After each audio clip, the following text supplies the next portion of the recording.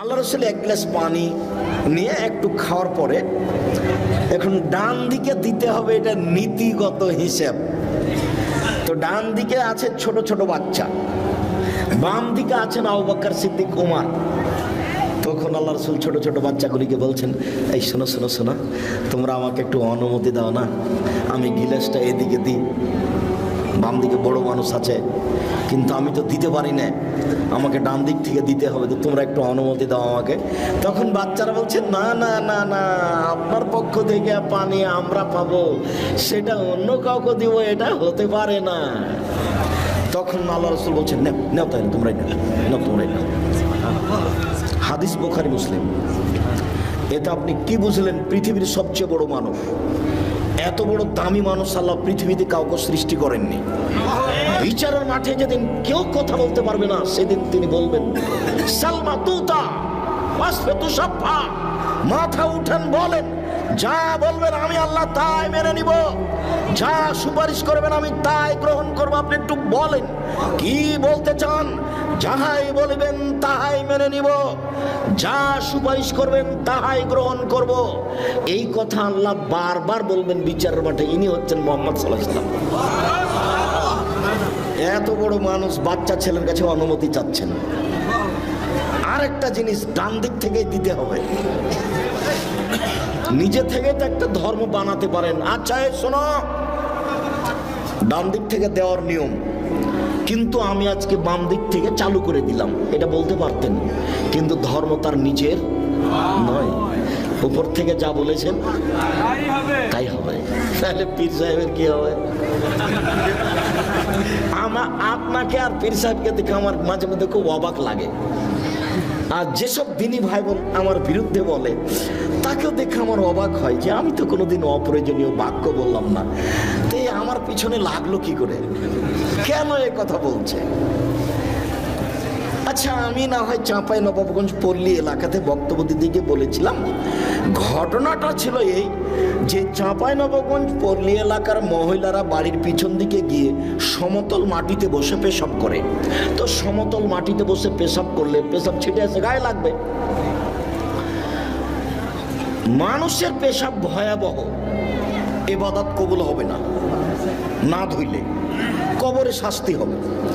পক্ষান্তরে চাঁপাইনবাবগঞ্জের মহিলা পুরুষ গাভীর পাশ দিয়ে গেলে, গাভী যদি পেশাব করে তাহলে কাপড়টা গুটিয়ে ধরে, দূর দিয়ে যায়, যেন গাভীর পেশাব কাপড়ে না লাগে। অথচ যেসব প্রাণীর গোশত খাওয়া যায় সেসব প্রাণীর পেশাব নাপাক নয়, ওটা হাদিস বুখারী মুসলিম। আমার কিছু করার নেই। উটের পেশাব খেতে আল্লাহর নবী বলেছে, আমি কি করতে পারি বলেন? হাদিস বুখারী মুসলিম। পৃথিবীর সবচেয়ে দামি মানুষ, যার হাতে ধর্ম নির্ভর করে, তিনি বলেছেন যে তোমাদের পেট ফুলে গেছে, তোমরা উটের পেশাব খাও। যেখানে ছাগল বাঁধা থাকে সেই জায়গাতে তিনি সালাত আদায় করতে বললেন, নামাজ পড়তে বললেন, যে অথচ ছাগলের পেশাব আছে। আমি কি করতে পারি? আমি ওটা বলতে চাইনি এই কথাটি, আমি পরিস্থিতিতে বলেছি যে আরে আপনি গাভীর পেশাব থেকে বেঁচে থাকতে চাচ্ছেন, অথচ গাভীর পেশাব বালতিতে করে নিয়ে কাপড় ভিজিয়ে সেই কাপড়ে সালাত আদায় করলে কোনো সমস্যা নেই। আমি একটা জোর দিতে গিয়ে কথাটা বলেছিলাম, কিন্তু কথাটা এসে নোয়াখালীতে এইভাবে ধরা পড়বে তা আমি বুঝতে পারি।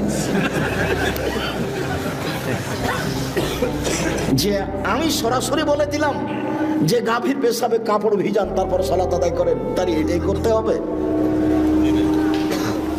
জি না, ভুল হিসাব, আমি এটা বলিনি। আমি এইভাবে কথাটা জোর দিতে গিয়ে বলেছিলাম, সরাসরি এই কথা বলেছি এই কথা নয়। তার উপরে যে কথা বলেছি সেই কথা আমাকে ফেরত নিতে হবে না। তবে আমি মানুষ, অবাক লাগে আপনি কিভাবে বিরুদ্ধে এত কথা বলতে পারেন। আমার জীবনে আমি কোনোদিন অপ্রয়োজনীয় বাক্য বলিনি, আমার জীবনে। 90 সাল থেকে আমি মাঠে আছি, 90 সাল থেকে আমার জীবনে কোনোদিন আমি কেসা কাহিনী বলিনি। পুরো জীবন আমি কেসা পাবেন না।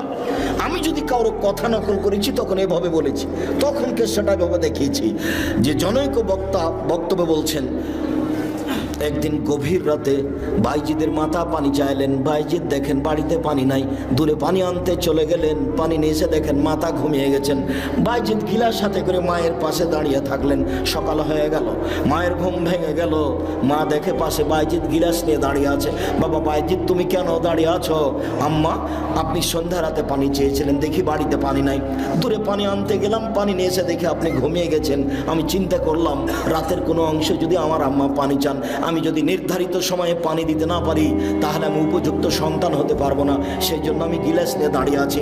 মা গিলাসটা হাতে করে পানিটুকু পান করে নিয়ে বাচ্চাকে শুইয়ে দিয়ে আল্লাহর দরবারে প্রার্থনা করতে লাগলেন, আল্লাহ, আমার বাইজিদের প্রতি আমি খুশি হয়ে গেছি, তুমি আমার বাইজিদকে কবুল করে নাও। মায়ের দোয়া কবুল হয়ে গেল, বাইজিদ বড় আলেম হয়ে গেলেন। ঘটনা মিথ্যে।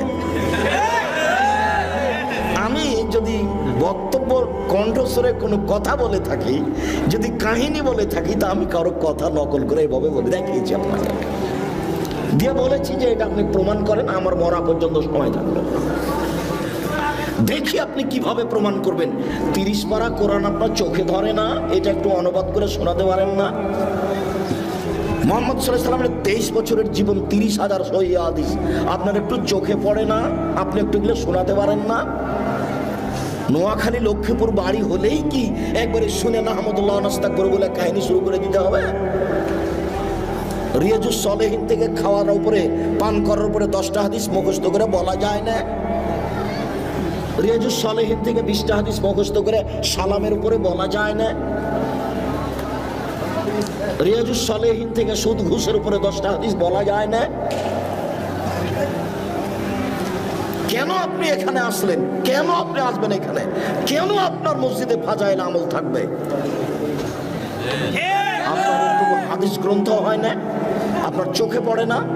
কেন আপনি ওইসব বলবেন যে কিসসা কাহিনী দিয়ে শোনাবেন? কেন আপনি করবেন এটা? কি প্রমাণ আছে তার? শুনুন, জোর করে পরকাল হারায়েন না, টুপি দিয়ে বিচারের মাঠ রক্ষা হবে না। শুনুন, জুব্বা দিয়ে বিচারের মাঠ রক্ষা হবে না।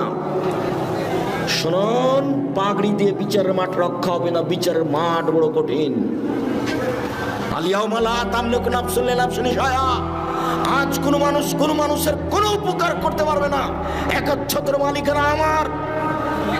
আইনাল জব্বার আইনাল মুতাকাব্বির। স্বৈরাচারী, স্বেচ্ছাচারী, অহংকারী, বদ মেজাজিরা কোথায়?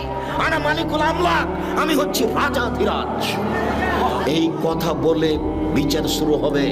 বিচারের মাঠ বড় কঠিন। সম্মানিত দিদি ভাই বোন, স্বামীকে মেনে চলেন। 3টা গুণের ভিত্তিতে একজন মহিলা ভালো হতে পারে। 1, স্বামীর সাথে কথা বললে হাসি মুখে বলে। 2, স্বামী আদেশ করলে পালন করে। 3, স্বামী বাড়িতে না থাকলে নিজেকে গুটিয়ে হেফাজতে রাখে। ভাবির বাড়ি, চাচির বাড়ি চলে যায় না, মোবাইলে গল্পে লিপ্ত হয় না, নিজেকে হেফাজতে রাখে। মনে থাকবে কি? ভালো মহিলার কয়টা গুণ বলেন তো দেখি? 3টে। 1, স্বামীর সাথে কথা বললে হাসি মুখে বলে। 2, স্বামী আদেশ করলে পালন করে। 3, স্বামী বাড়িতে না থাকলে নিজেকে হেফাজতে রাখে। এই 3টে গুণের ভিত্তিতে একজন নারী ভালো হতে পারে। এবার আপনাকে নিয়ে একটা কথা বলে আমরা আলোচনায় যাচ্ছি। আপনি কে? আপনার পরিবারের উপরে আপনার কি ক্ষমতা আছে? প্রেসিডেন্ট আইয়ুব, পাকিস্তানের প্রেসিডেন্ট মার্শাল্লাহ জারি, দেশে 44 ধারা জারি আছে, কারফিউ জারি। সন্ধ্যার পরে কেউ বাড়ি থেকে বের হতে পারবে না, 4টে যাতায়াত বন্ধ। সেদিন একটা ভ্যানওয়ালা বলছে যে খুব তাড়াতাড়ি বাড়ি যেতে হবে। বলে কেন? বলে ফখরুদ্দিনের যুগ কি যে হয়।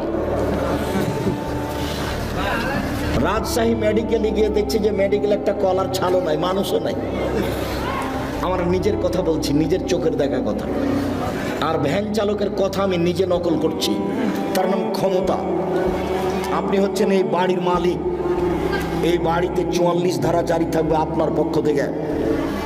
আপনার মেয়ে এখন এখানে এসে গল্প করছে মানে আপনি কাপুরুষ। আপনার ছেলে বেড়ি সিগারেট খায়, দোকানে আড্ডা পিটে মানে আপনি কাপুরুষ। আপনার বিবাহ করা ঠিক হয়নি। আপনার ছেলে জন্ম দেওয়া ঠিক হয়নি, পুরুষ মানে ক্ষমতাধর, এই বাড়িতে তার ক্ষমতা চলবে, যা বলবে তাই হবে, তার নাম ক্ষমতা। এই বাড়িতে কার পূজারি থাকবে, তার নাম বাপ। এ কথা আমি বলিনি। বাড়ির পূর্ণ নিয়ন্ত্রণ ক্ষমতা বাপের হাতে থাকবে, এই কথা মুহাম্মদ সাল্লাল্লাহু আলাইহি ওয়াসাল্লাম বলেন। অতএব এক ফাকসহ মাকতাসাইতা, যে মানের কাপড় আপনি পরবেন বউকে সে মানের পরাবেন। দুই আতেমা মাতায়েমতা, যে মানের খাদ্য আপনি খাবেন বউকে সে মানের খাওয়াবেন। তিন অলা তুকাব্বে, বউকে কখনো কটু কথা বলবেন না। বলবেন না যে তোমার ঠোঁটটা কালো, ভুলেও কোনোদিন বলবেন না। একবার ঠোঁট কালো বললে 10 বছর আপনাকে ভালোবাসবে না। ভুলেও কোনোদিন বলবেন না যে ঠোঁটটা মোটা, তোমার রংটা কালো, এভাবে বলবেন না। ভুলেও কোনোদিন শ্বশুর শাশুড়িকে গালি দিবেন না। একদিন শ্বশুর শাশুড়িকে গালি দিলে আপনার বউ আপনাকে জীবনে কোনোদিন ভালোবাসবে না।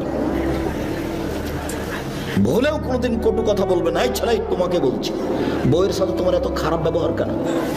তুমি কথাও কথা তোমার স্ত্রীকে গালি দাও কেন? ও কি পশু প্রাণী নাকি? ও কি তোমাদের বাড়ির কুকুর শ্রীগাই পশু প্রাণী?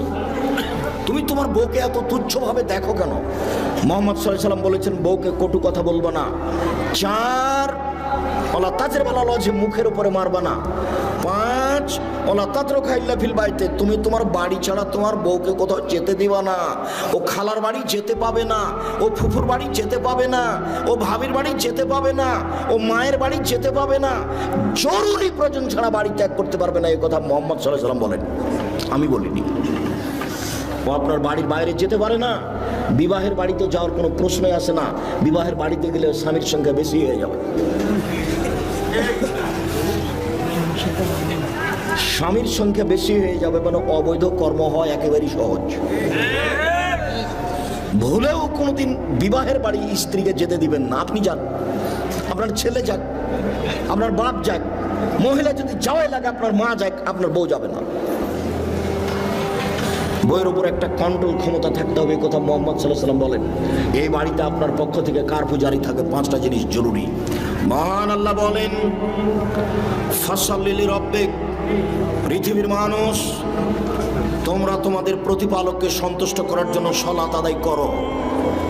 মুহাম্মদ সাল্লাল্লাহু আলাইহি সাল্লাম, আপনি আপনার প্রতিপালককে সন্তুষ্ট করার জন্য সালাত আদায় করুন।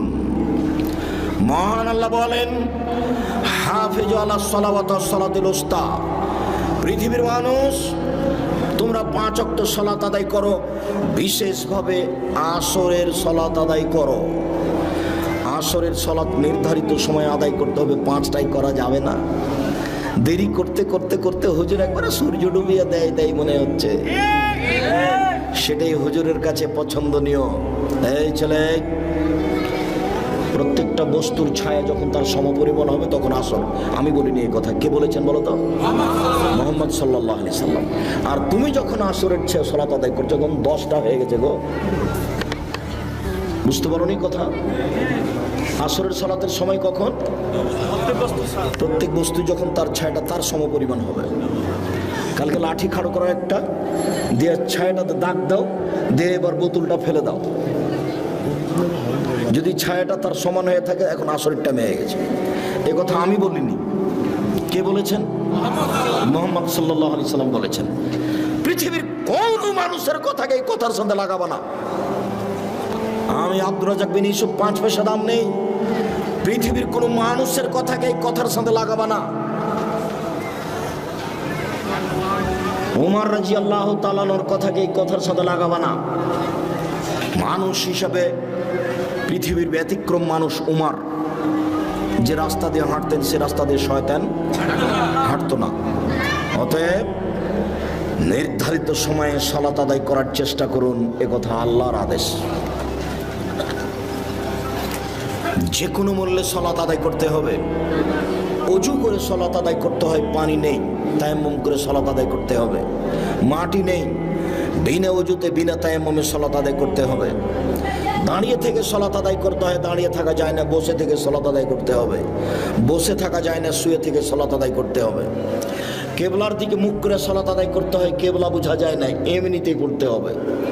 শত্রু তাড়া দিয়েছে, দৌড়িয়ে চলে যাচ্ছি, ওই দিকে ওইভাবেই সালাত আদায় করতে হবে। ইবাদতের জগতে ব্যতিক্রম ইবাদত সালাত। সালাত এমন একটি ইবাদত যার উপরে নির্ভর করে অন্যান্য ইবাদত। সালাত আছে তো আর ইবাদত আছে, সালাত নেই তো সব বাতিল। আব্দুর রাজ্জাক সাহেবের একাধিক দিনের বক্তব্যে আমরা জানি যে ইবাদতের জগতে সবচেয়ে দামি ইবাদত সিয়াম, রোজা। কেন? সালাত যতই দামি ইবাদত হোক, এরপরে সালাতের নেকিটা আল্লাহ নিজে হাতে দিবেন না। বলেন তো দেখি কোন ইবাদতের নেকি নিজে হাতে দিবেন? সিয়াম। তাহলে বলতে গেলে ইবাদতের জগতের সবচেয়ে দামি ইবাদত হলো সিয়াম। সাপ্তাহিক রিপোর্ট আল্লাহর দরবারে কোন কোন দিনে পেশ করা হয়? বৃহস্পতিবার, সোমবার।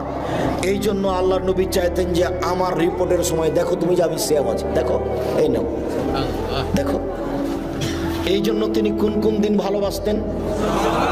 বৃহস্পতিবার আর সোমবার সিয়াম পালন করা। সবাইকে আমি অনুরোধ জানাচ্ছি এই 2 দিন সিয়াম পালন করার জন্য।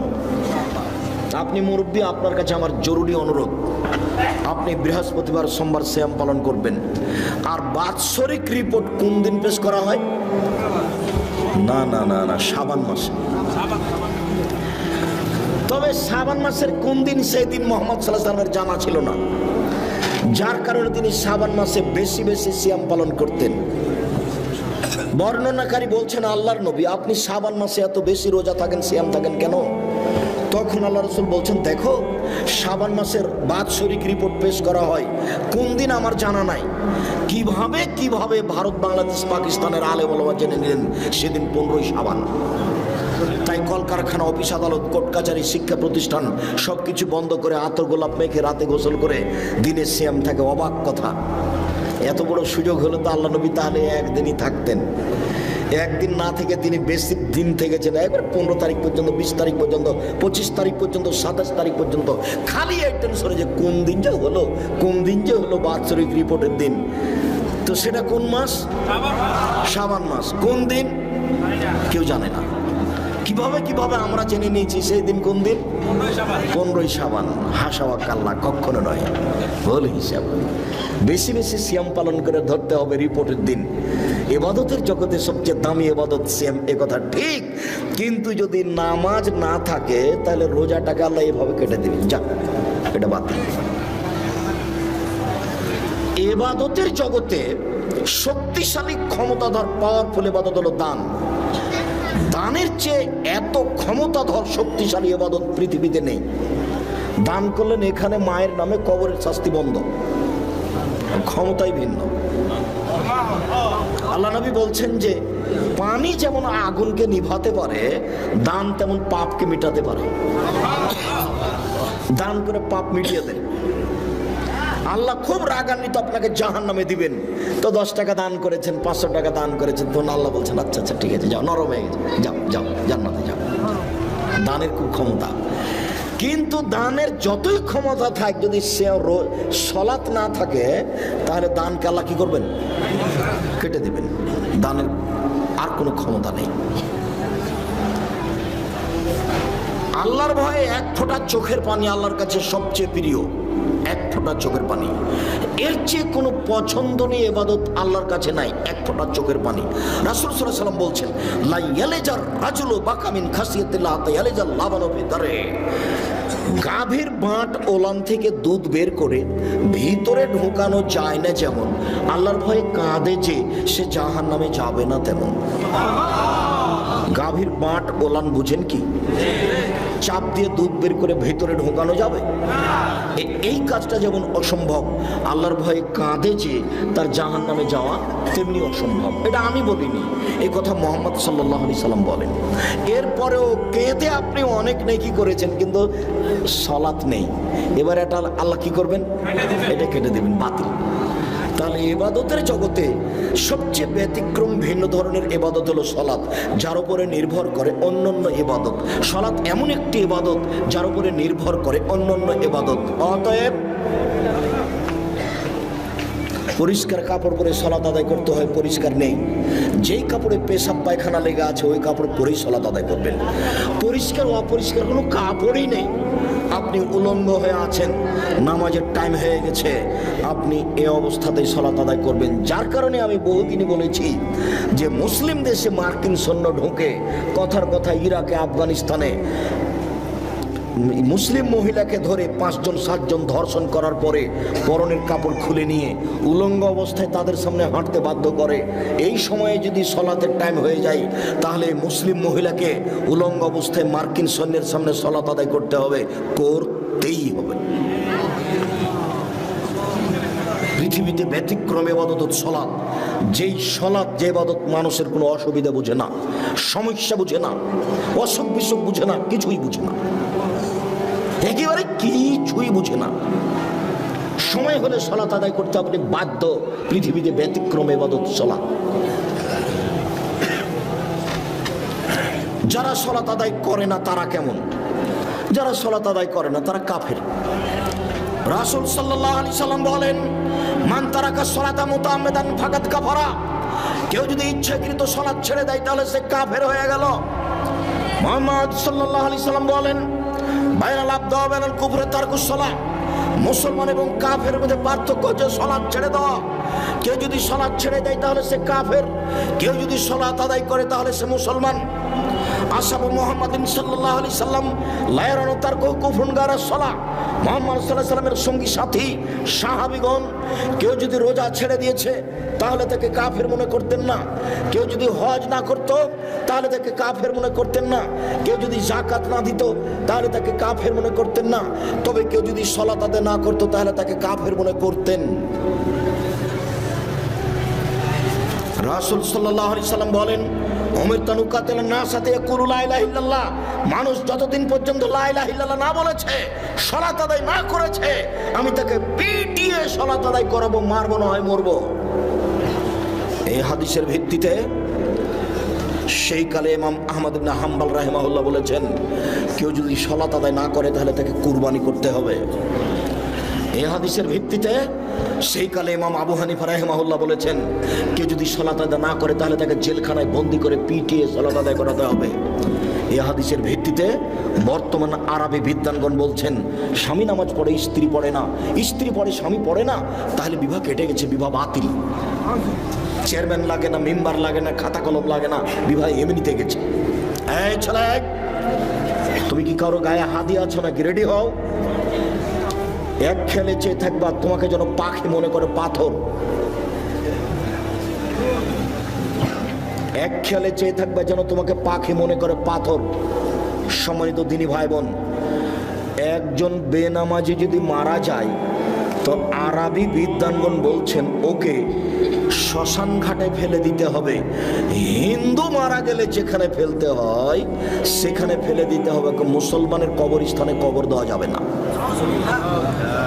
এই কথা বর্তমানে আরবি বিদ্বানগণ বলছে। অতএব কেউ যদি সালাত আদায় না করে তাহলে তারা কাফের। আমরা বলছি তারা বড় পাপী। একটু কেউ যদি সালাত আদায় করে রাসূলের পদ্ধতি না করে তাহলে সে কেমন? কেউ যদি সালাত আদায় করে রাসূলের পদ্ধতিতে না করে তাহলে ফাওয়াইলুল লিল মুসাল্লিন আল্লাযীনা আন সালাতিহিম সাহুন। যারা সালাত আদায়ের ব্যাপারে অমনোযোগী, ঠিক মতো সালাত আদায় করে না, তারা ওয়াইল নামক জাহান্নামে যাবে। রাসূল সাল্লাল্লাহু আলাইহি সাল্লাম বলেন, যারা ঠিক মতো নিয়ম মতো সালাত আদায় করে না তারা ফেরাউনের সাথে থাকবে। পৃথিবীতে সবচেয়ে বড় বদ মানুষ ফেরাউন। অনেকে আল্লাহ বলে দাবি করেছে। Charles Darwin, Hume, Hegel, Lenin, Karl Marx, Engels, আব্রাহা, আবু জাহাল, আবু লাহাব, দাকিয়ানুস, ডিকেটিস, সক্রেটিস, নমরুদ, ফেরাউন, সাদ্দাত, কারুন, অনেকে আল্লাহ বলে দাবি করেছে, তবে ফেরাউনের মতো নোংরা দাবি কেউ করেনি।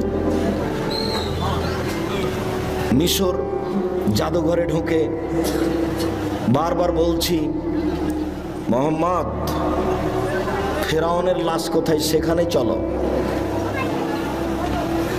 150 পাউন্ড দিয়ে টিকিট করে ভেতরে ঢুকেছি ফেরাউনকে দেখার জন্য। দীর্ঘ সময় কাটার পরে ফেরাউন কোথায় আছে খুঁজে পাওয়া যায় না। জিজ্ঞাসা করো জিজ্ঞাসাতে বোঝা গেল আরো 300 পাউন্ডের টিকিট করে ঢুকতে হবে, সেটা এইদিকে।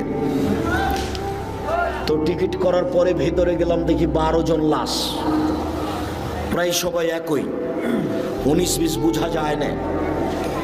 একটা লাশের পাশে লেখা আছে আল ফারার আসলি, এ হচ্ছে আসল ফেরাউন। যদিও আমি খুব একটা নিশ্চিত বিশ্বাসী নই, কেননা যেখানে ফেরাউন ডুবে গেছে বলে তারা সাইনবোর্ডে লিখে রেখেছে। আমি বক্তব্যে যখন বলেছি জায়গাটা না দেখার আগে, তখন আমার কাছে একটা অস্পষ্ট ছিল। আমি বলেছি কাল আসাব মুসা ইন্দাল্লাহ মুদরাকুন, মুসার সঙ্গী সাথী বললেন আমরা বন্দী, ফেরাউন আমাদেরকে ধরে নিয়েছে। কেন? ডানে ফেরাউন, বামে ফেরাউন, পিছনে ফেরাউন, সামনে সাগর। মুসা আলাইহিস সালাম দৌড়িয়ে পালাচ্ছিলেন, পালাতে পালাতে সামনে সাগর পড়েছে। তো এখন ডান দিকে বাম দিকে পিছন দিকে ফেরাউন আছে, সামনে সাগর, বাঁচার কোনো পথ নেই। তাই সাহাবীগণ বলছেন আমরা আটকা পড়েছি। তখন মুসা আলাইহিস সালাম বলছেন কাল্লা, কখনো নহে, অসম্ভব হতে পারে না, মুসা আমাকে ধরতে পারো না। বলো কি তুমি? ইন্না মাইয়া রাব্বি, আমার সাথে আমার প্রতিপালক রয়েছেন, তিনি তোমাকে পথ দেখাবেন। তোমরা বলো কি ফেরাউন আমাকে ধরে নিবে? মানে কাল্লা, কখনো নয়, অসম্ভব, এটা হতে পারে না, ফেরাউন আমাকে ধরতে পারে না। কেন? ইন্না মাইয়া রাব্বি, আমার সাথে আমার প্রতিপালক রয়েছে, তিনি আমাকে পথ দেখাবেন। মুসা নিজেও জানেন না পথ কি হতে পারে, কোনো পথই নাই। পথ কি আছে? কোনো পথই নাই। সামনে কুলজুম সাগর, যার শুরু শেষ বোঝা যায় না। কিসের বলছেন যে অসম্ভব হতে পারে না আমাকে ফেরাউন ধরতে পারেন? এটা তার ইমান, এটা তার ইমান, তার ইমান বলছে ফেরাউন আমাকে ধরতে পারেন, এটা অসম্ভব। তা আমার একটু বুঝতে বাকি ছিল। আমি আয়াতের উপরে বলেছি সেই জায়গাটা যদি ঠিক হয়, তো এখন দেখা যাচ্ছে যে কুলজুম সাগরের পাশ দিয়ে দৌড়াচ্ছেন আর পিছনে পিছনে ফেরাউন আসছে। এবার হঠাৎ করে সাগরের পাশে পাহাড় হলো এরকম মুখের উপরে, এই পাহাড়ের উপরে উঠা যাবে না।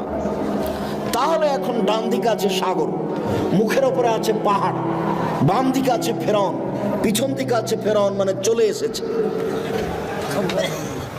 আবার এখানেই ফেরাউনকে পাওয়া গেছে, সেখানে তার সাইনবোর্ডে লেখা আছে আল্লাহ আলাম। লাশ দেখে তেমন বোঝা যায় না, তবে মাথার পিছনের দিকের চুলটা মনে হচ্ছে যে পেকে সাদা হয়ে আছে, এখনো চুল আছে। অন্যান্য লাশের তেমনটা বোঝা যায় না। আর হাতগুলি দেখে মনে হচ্ছে যে কুষ্ঠরোগ সাদা সাদা ভাব। অন্য হাতগুলি সব কালো হয়ে আছে, মমি দিয়ে কালো করা আছে। 12টা লাশ একসাথে আছে, 3টা মহিলা আর 9টা হলো পুরুষ। মিশর জাদুঘরে। সম্মানিত দিনী ভাই বোন, সবচেয়ে বদ মানুষ ফেরাউন। পৃথিবীর ইতিহাসে ফেরাউন যত বড় বদ, এত বড় বদ পৃথিবীর ইতিহাসে কেউ নেই। ফেরাউনই বলেছিল আনা রাব্বুকুমুল আলা, আমি হচ্ছি তোমাদের সবচেয়ে বড় প্রতিপালক আল্লাহ। ফেরাউনই বলেছিল মালিম তালকুম মিন ইলাহিন গায়রি, মূসা আমি ব্যতীত আর কোনো মাবুদ আছে কথা আমি জানি না। ফেরাউনই বলেছিল লাইনিত্তাখাযতা ইলাহান গায়রি লাজালান্নাকা মিনাল মাসজুনিন, মূসা যদি আমাকে বাদ দিয়ে আরো কাউকে আল্লাহ বলে দাবি করো, আমি ফেরাউন তোমাকে জেলখানায় বন্দী করে দেবো।